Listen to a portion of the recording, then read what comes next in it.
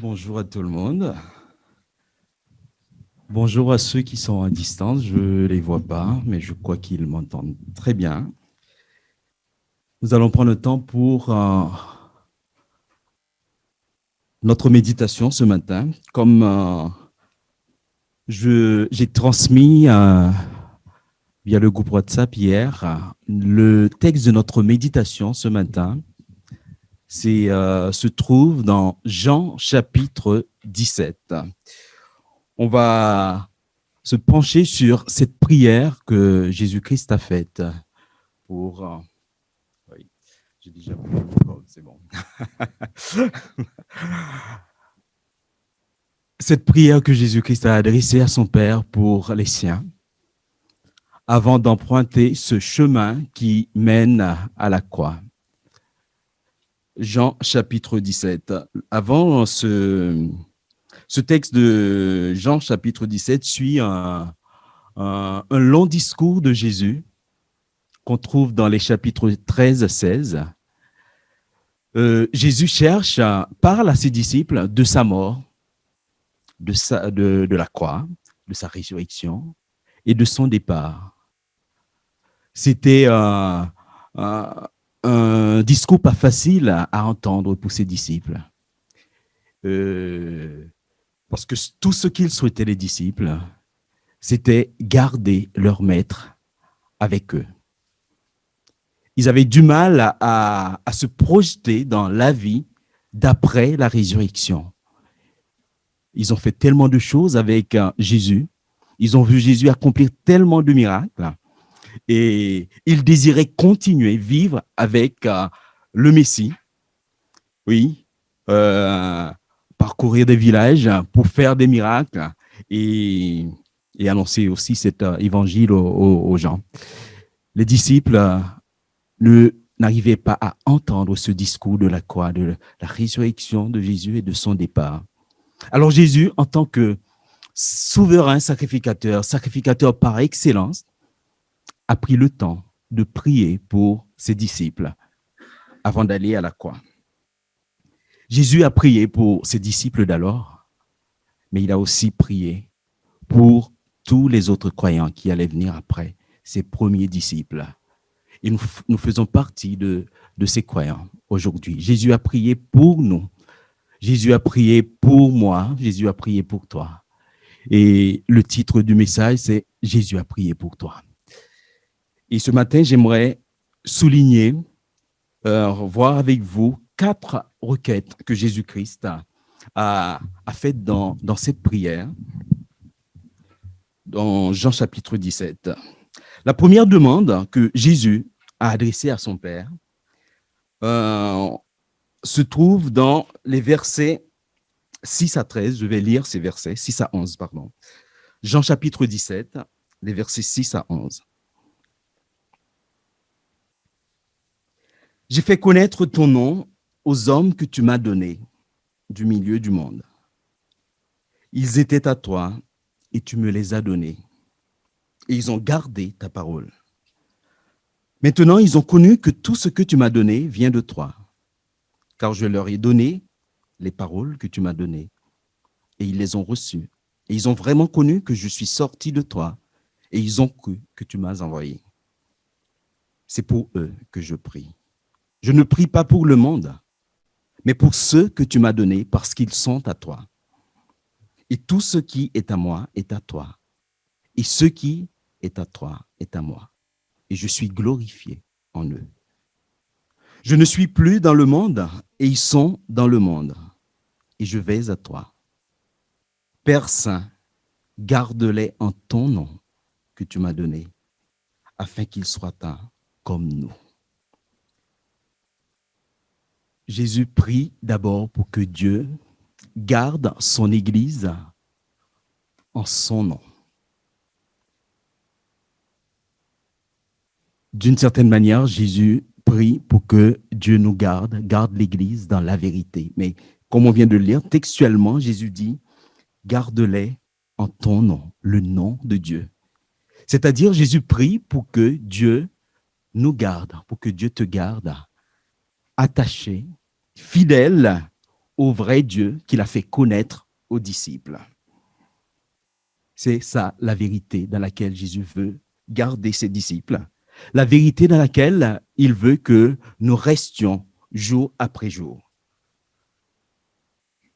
Cette vérité, c'est la volonté de Dieu révélée par le Christ. Cette idée de vérité, cette notion de vérité que Jésus a mentionnée dans sa prière, on la trouve en plusieurs endroits dans l'évangile de Jean. Elle est très présente dans cet évangile. Et dès le début, dans cet évangile, nous trouvons cette vérité. Dans Jean chapitre 1er, les versets 14 à 17, nous lisons « La parole a été faite chair, et elle a habité parmi nous, pleine de grâce et de vérité. La grâce et la vérité sont venues par Jésus. » Jean nous fait comprendre dans ces versets que Jésus est celui qui révèle le Père. Jésus est celui qui donne accès à l'amour de Dieu, à la vérité sur Dieu. Il vient nous révéler, il vient révéler à l'humanité qui est ce Dieu, le projet qu'il a pour l'humanité. Et c'est pourquoi Jésus-Christ lui-même, dans Jean chapitre 14, au verset 6, dit « Je suis la vérité, je suis la vérité. » Cette vérité dans laquelle Jésus souhaite qu'on demeure. Et face à Pilate, en chapitre 18, Jésus lui-même va affirmer encore le but de sa présence dans ce monde, le but de sa mission. Le but de ma mission, c'est de rendre témoignage à la vérité. Quelle est cette vérité? Les commentaires de l'évangile de Jean nous soulignent que le terme hébreu qui renvoie à cette notion de vérité qu'on trouve dans cet évangile a le sens de fidélité, fiabilité. Vérité, fidélité, fiabilité. Et lorsqu'on met ça avec, on rapproche ça de cette prière de Jésus, on peut comprendre que cette prière, Père, garde-les en ton nom, garde-les dans la vérité. On peut comprendre que Jésus demande à son Père de manifester envers nous, le peuple de la Nouvelle Alliance, la même fidélité qu'il a manifestée envers le peuple de l'Ancienne Alliance. Jésus sait, comme je l'ai déjà dit, que suite à son départ, les disciples, les croyants en général, auront besoin d'un cadre rassurant pour progresser spirituellement. Alors Jésus, dans sa prière, demande à Dieu de leur donner ce cadre rassurant. Et ce cadre rassurant, c'est la révélation complète de la vérité de Dieu. Cette vérité, c'est que Dieu est fidèle. Dieu est fidèle dans ses promesses, dans son alliance d'amour. C'est ce que Jésus est venu nous rappeler. C'est ce que Jésus est venu nous dire dans ce monde. Dieu avait fait cette promesse il y a des siècles. Il est venu à la personne de Jésus-Christ pour dire que, oui, cette parole que j'avais donnée à Abraham, aujourd'hui, cette parole-là est réalisée. Je viens pour délivrer l'humanité du péché. Je viens pour être avec ceux qui s'attendent à moi en toutes circonstances. Et cette prière de Jésus nous invite aujourd'hui à faire confiance encore et encore à notre Dieu, à nous attendre à sa fidélité. Oui, nous pouvons nous accrocher à cette fidélité de Dieu. Il prendra soin de nous et en plus, il agira avec amour dans notre vie, jour après jour, pour nous conduire dans la plénitude de son projet de salut. C'est ce que Jésus-Christ nous dit déjà au début du chapitre 17, au verset 3. La vie éternelle est ce que Dieu a donné à Jésus, qu'ils te connaissent, toi, le seul vrai Dieu, et celui que tu as envoyé, Jésus-Christ. Jean 17, verset 3. La connaissance du seul vrai Dieu. Cette connaissance conduit à la vie, la vraie vie. Et Jésus ajoute dans Jean 8, verset 32, c'est pas que la vie, mais c'est une vie libre. Vous connaîtrez la vérité et la vérité fera de vous des hommes libres. La vérité fera de vous des hommes libres. Ce verset associe la vérité et la liberté. Et cela ce matin, nous amène à nous interroger, à interroger notre responsabilité, notre engagement vis-à-vis de ce Dieu fidèle, ce Dieu fiable. Dieu, il est fidèle. Chaque jour, il est là pour nous. Il prend soin de nous. Il nous conduit en toutes circonstances.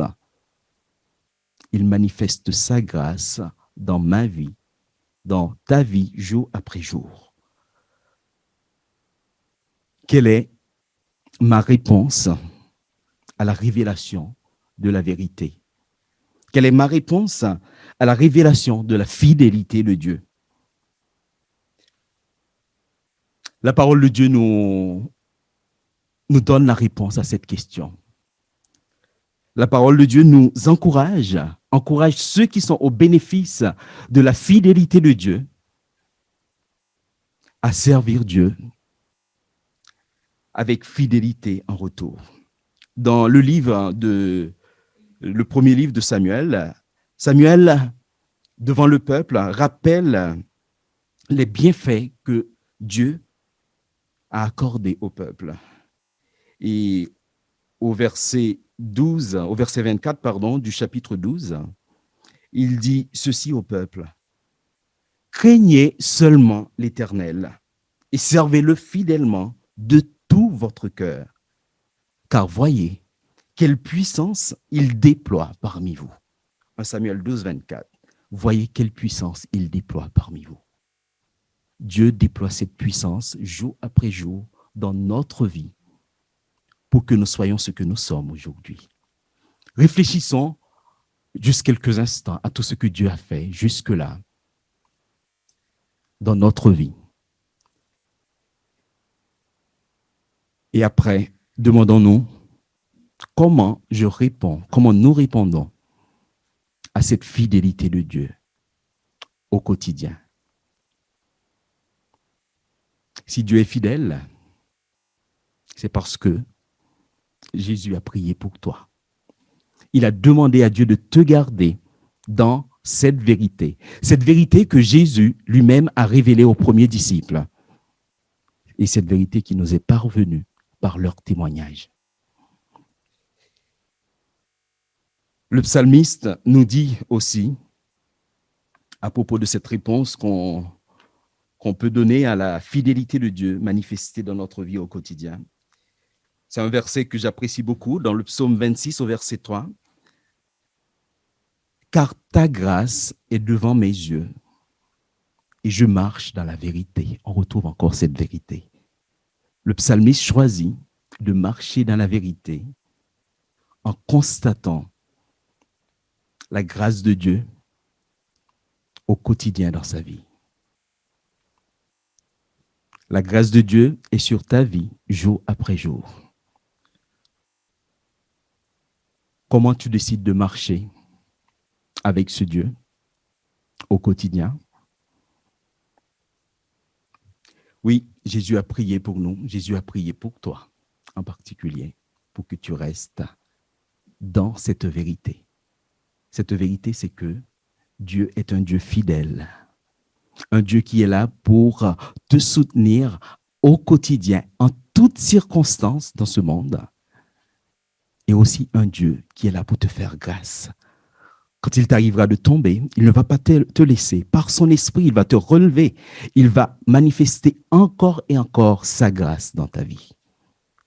Jésus a prié pour toi en ce sens. Et la deuxième requête que Jésus-Christ fait dans ce chapitre 17 de l'évangile de Jean concernant l'Église se trouve dans les versets 15 à 17. Jésus prie ainsi: je te prie de ne pas les ôter du monde, mais de les préserver du malin. Ils ne sont pas du monde, comme moi, je ne suis pas du monde. Sanctifie-les par ta vérité. Ta parole est la vérité. Jésus prie ici pour ta sanctification. Jésus prie pour la sanctification de l'Église. Il y a un lien direct entre cette demande de Jésus et celle que nous venons de voir. Garder le peuple dans la vérité. En relisant ces textes ces derniers jours, j'ai eu, il y a cette image du tabernacle qui m'est revenue. C'est un texte sur le tabernacle que j'avais lu il y a quelques années déjà dans un livre qui s'intitule Le tabernacle ou l'évangile de Moïse. Et dans ce texte-là, dans ce livre-là, l'auteur a mis l'accent sur la beauté du lieu saint dans le tabernacle. Et il dit que quand le sacrificateur arrive dans le lieu saint, après sa purification, il est ébloui par la beauté des lieux.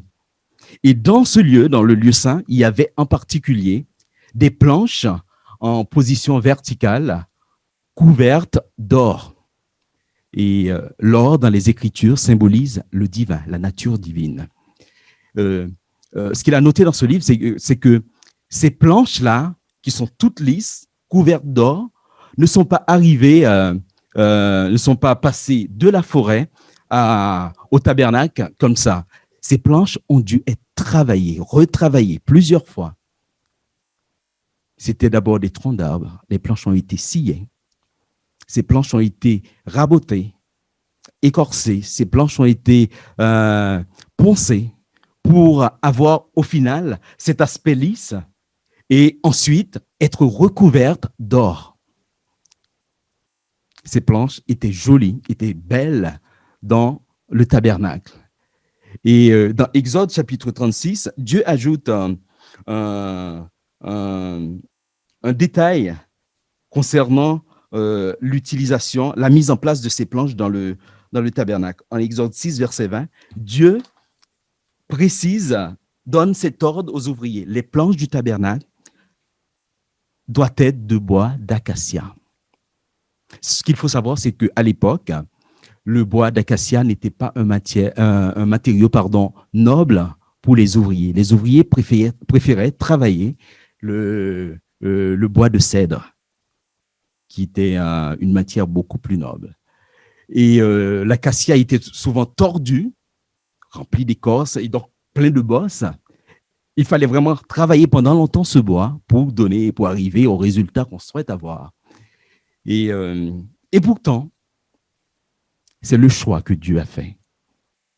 Dieu a dit dans sa parole, les planches doivent être de bois d'acacia. D'après les normes des ouvriers de l'époque, donc, les planches d'acacia ne pouvaient pas faire partie d'une construction, surtout la construction d'un temple.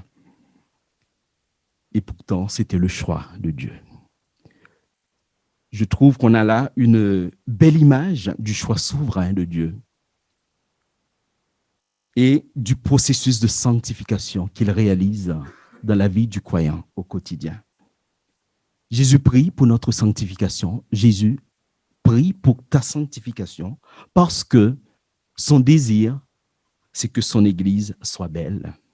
C'est que son Église soit remplie de ces planches qui acceptent de se soumettre à ce processus de dépouillement et qui finalement deviennent participants de la nature divine. C'est ce que l'apôtre Pierre nous rappelle dans sa première épître, au chapitre 1, les versets 3 et 4. Et l'apôtre Paul aussi va dans ce sens en Éphésiens chapitre 4. Il nous dit ceci, à partir du verset 21, « En Christ, vous avez été instruits à vous dépouiller par rapport à votre vie passée du vieil homme et à revêtir l'homme nouveau créé selon Dieu dans une justice et une sainteté que produit la vérité. » Toujours la vérité. Oui, c'est cette vérité-là qui va nous sanctifier. Jésus-Christ a prié, sanctifie-les par ta vérité. Jésus prie Dieu de nous sanctifier par la vérité, tout en nous laissant dans ce monde. Cette prière de Christ nous rappelle que notre vie de croyant, nous avons à la vivre dans ce monde.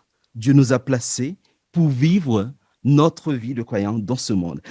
Quelle que soit l'orientation de cette société qui rejette Dieu, quelles que soient les décisions prises dans ce monde par les autorités de ce monde, nous n'avons pas à nous inquiéter, à nous alarmer parce que Jésus a prié pour toi. Jésus a prié pour moi, il a prié pour nous.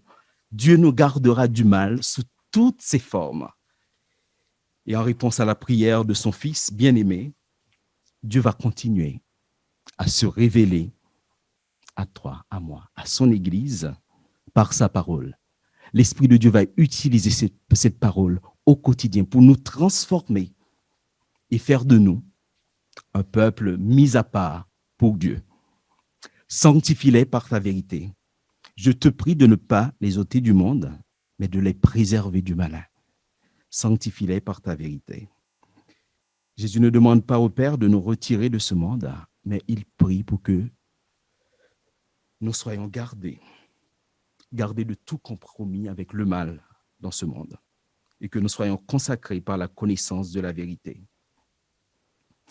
Et une fois sanctifiés, une fois consacrés, nous devenons ce peuple témoin de cette vérité. Nous serons témoins de la fidélité de Dieu, témoins de la grâce de Dieu dans ce monde. Et vous voyez, finalement, notre sanctification est bénéfique non seulement à nous, mais aussi à notre entourage. Dieu va utiliser son Église. Il cherche à t'utiliser, à m'utiliser pour montrer au monde qui il est. Le Dieu vrai, le Dieu fidèle, le Dieu qui tient ses promesses. Ce n'est pas un Dieu capricieux qui change toutes les 5 minutes. C'est un Dieu qui reste le même. Il ne change pas. Et aussi, le Dieu de grâce. Le Dieu qui va agir avec puissance dans toutes les situations de ce monde pour accomplir son projet de salut. Et puis Jésus, dans une suite logique, prie, fait une troisième demande à son Père. Il prie pour le ministère de l'Église. Versets 18 à 19, nous lisons ceci. « Comme tu m'as envoyé dans le monde, je les ai aussi envoyés dans le monde. Et je me sanctifie moi-même pour eux, afin qu'eux aussi soient sanctifiés par la vérité. » Jésus prie ici pour un engagement sans réserve de l'Église. Un engagement sans réserve du croyant dans ce monde hostile à l'Évangile. Et ce qui est intéressant ici, c'est que Jésus compare sa mission à la nôtre. C'est comme si la mission que Jésus-Christ a accomplie sur la terre, c'est la même mission qu'il nous confie. Oui, c'est la même mission. Comme tu m'as envoyé dans le monde, je les ai aussi envoyés dans le monde. Il nous envoie comme le Père l'a envoyé. Dieu a envoyé le Christ dans le monde avec sa paix et son esprit. Et Jésus nous donne la même chose. Dans Jean chapitre 14, il nous donne sa paix, il nous promet son esprit pour être ses témoins dans ce monde. Et il est venu, Jésus, il est venu entrer dans mon monde, dans ton monde. C'est comme ça qu'il nous envoie. Il m'appelle, il t'appelle, il appelle l'Église à aller dans le monde des autres. Et c'est là que c'est un peu compliqué pour moi, pour toi, pour nous. Parce que quand l'autre qui est en face de moi est très différent de moi, quand il n'y a aucune affinité avec l'autre, j'ai du mal. Nous avons du mal à entrer dans le monde de l'autre pour partager cette bonne nouvelle que nous avons reçue. Jésus ne s'est pas arrêté à ça. Il est venu, il est entré dans le monde des intellectuels, des illettrés, le monde des pauvres, le monde des riches, le monde des divorcés, le monde des lépreux, le monde des rejetés de ce monde. Nous pouvons compléter cette liste, elle est très longue. Et c'est une liste qui nous fait peur. Parce que tous ces gens-là sont vraiment différents de moi, sont vraiment différents de nous. Nous n'avons pas, du premier coup, cette envie d'aller vers l'autre tel qu'il est. Ce qu'on cherche à faire parfois, c'est peut-être de changer l'autre avant même d'aller lui parler. On aimerait qu'il soit ainsi avant même de nous rapprocher de lui. Jésus n'a pas fait ça. Il est venu. Il m'a rejoint tel que j'étais. Et il a mis sa grâce dans ma vie. ce qu'il fait encore aujourd'hui, jour après jour. Et c'est ce que le Christ t'appelle à faire quand il t'envoie dans le monde de l'autre. Il nous envoie pour partager, oui, cette bonne nouvelle que nous avons reçue. Et face à cette mission, pour expérimenter la même chose que le Christ a expérimenté quand il était dans ce monde, nous n'avons qu'une décision à prendre, c'est d'être dans l'obéissance. L'essentiel, c'est d'obéir, de nous lever, de sortir de ces quatre murs pour aller dans le monde des autres. Même si ce n'est pas facile. Dites-nous ce matin que c'est possible. C'est possible parce que Jésus a prié pour toi. Il a prié pour moi, il a prié pour l'Église, pour cette mission-là qu'il nous confie. Et lorsque nous sommes dans l'obéissance, lorsque l'Église se lève et va dans le monde des autres, eh bien, c'est là que la manifestation du salut s'opère. Dieu agit. On voit la gloire de Dieu dans la vie des autres. L'Église croit. C'est une grande joie d'accueillir de nouvelles personnes dans nos églises. Mais aussi, ça peut occasionner des soucis, puisque avec la croissance de l'Église, il y a différentes cultures. Il y a l'autre, encore une fois, qui est différent de moi, qui ne voit pas les choses de la même manière que moi.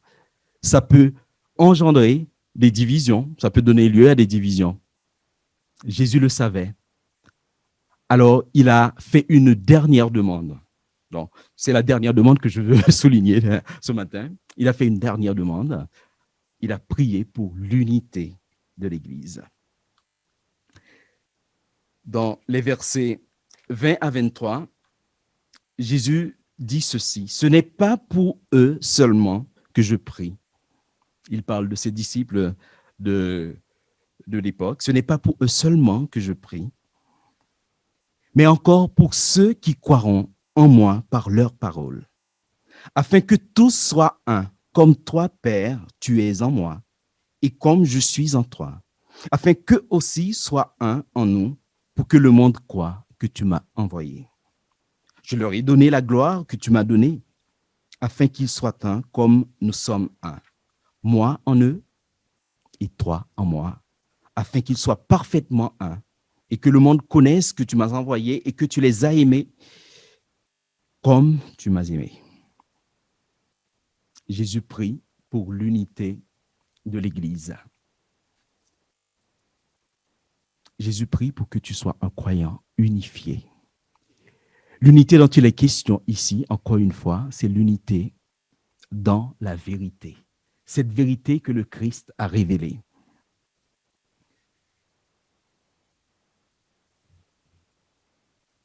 Au final, ce que les gens vont observer chez nous, c'est cette manifestation de la fidélité de Dieu dans notre vie de famille, dans notre vie de tous les jours. C'est la manifestation de la grâce de Dieu. Et si on n'est pas dans cette grâce, dans cette fidélité de Dieu, ils ne verront rien. Et c'est la raison pour laquelle Jésus a prié pour cette unité intérieure du croyant.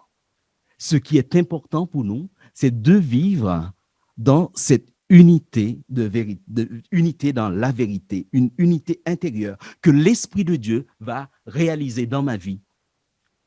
Je vais continuer à croire que le Dieu que je sers, le Dieu avec qui je suis en relation tous les jours, c'est le Dieu fidèle que le Christ m'a révélé. C'est le Dieu de grâce qui ne m'abandonnera pas s'il m'arrive de tomber. Et de cette manière, nous serons dans l'unité. Jésus met l'accent ici sur cette unité intérieure du croyant, parce que c'est cette unité intérieure qui va réaliser l'unité dans toute l'Église. Cette prière nous invite à croire, en particulier dans cette période que nous vivons, que même si, je le soulignais avant lors du premier culte, même si nous n'arrivons pas à nous réunir tous ensemble dans un même lieu pour vivre un culte comme on le fait. Là, ce matin, on n'est pas tous dans le même culte. Et l'unité de l'Église ne sera pas impactée, puisque c'est Dieu lui-même, par son esprit, qui réalise cette unité dans la vie de chaque croyant. Si je vis cette unité déjà, tu vis cette unité, nous allons rester unis. C'est ce que Dieu cherche à faire dans ma vie, dans la vie de chacun de nous. Et lorsque nous comprenons cela, nous arrivons aussi à comprendre que l'unité que réclame le Christ pour son Église n'est pas une unité exclusive de diversité. C'est une unité intérieure qui me prépare à vivre la diversité, à reconnaître des différences dans l'Église. C'est vrai que quand on parle de diversité, de différence dans nos églises, tout de suite, on voit le fait, ce que je disais déjà avant, accueillir des personnes d'autres cultures, de plusieurs cultures dans un même lieu. Mais je crois qu'il y a d'abord le fait qu'entre nous, dans l'église locale, j'accepte que l'autre pense différemment de moi. Oui, c'est pas n'importe quoi, bien sûr, puisqu'on a tous la parole, puisque c'est la parole qui nous conduit, mais on n'a pas les mêmes points de vue. Et Dieu m'appelle à accepter cette différence. Dieu m'appelle à vivre cette diversité dans l'Église, parce que c'est cette diversité qui va constituer, au final, la richesse du peuple de Dieu. Cette unité intérieure, oui, cette unité intérieure nous appelle à vivre la diversité, mais elle nous appelle surtout à vivre tout simplement ce que Jésus a dit à ses disciples dans son discours, son long discours avant le chapitre 17, avant la prière dans ce chapitre 17, qu'on trouve dans Jean 14 et Jean 15, aimez-vous les uns les autres. L'unité intérieure, l'unité dans la vérité, la communion avec le Père et le Fils me prépare à vivre ces paroles. Aimez-vous les uns les autres. Puisque si je n'ai pas cette unité intérieure, mon amour sonnera creux. C'est ce que l'apôtre Paul nous dit. Jésus a prié pour toi. Il a prié pour que tu sois dans la vérité. Et cette vérité, c'est que le Dieu qu'il est venu nous révéler, c'est un Dieu fidèle. Un Dieu qui tient sa parole. Un Dieu qui sera toujours là pour te conduire, pour te soutenir dans toutes les circonstances de la vie. Un Dieu de grâce aussi, qui sera là pour te relever lorsque tu vas t'éloigner de sa volonté, de cette vérité. Et Jésus aussi a prié pour que tu sois un croyant mis à part pour lui dans ce monde. Quelqu'un qui est un témoin de sa fidélité, un témoin de sa grâce, un témoin de son amour, de sa justice dans ce monde. Et Jésus t'envoie. Il ne t'envoie pas tout seul. Il a prié le Père pour qu'il te donne son esprit. Cet esprit de Dieu va t'accompagner, va te donner la paix pour accomplir cette mission. Et dans cette mission, Jésus te donne, déverse cet amour en toi qui va t'aider à accueillir l'autre tel qu'il est.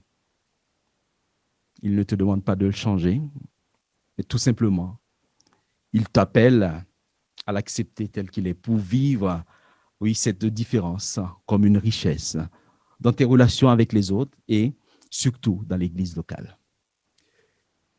Voilà ce que je voulais partager avec vous autour de ce chapitre 17, ce que j'ai pu partager avec le groupe de Maison de Plaisir. Je suis désolé pour les membres du groupe de Maison, vous avez entendu des choses qu'on avait déjà vues ensemble.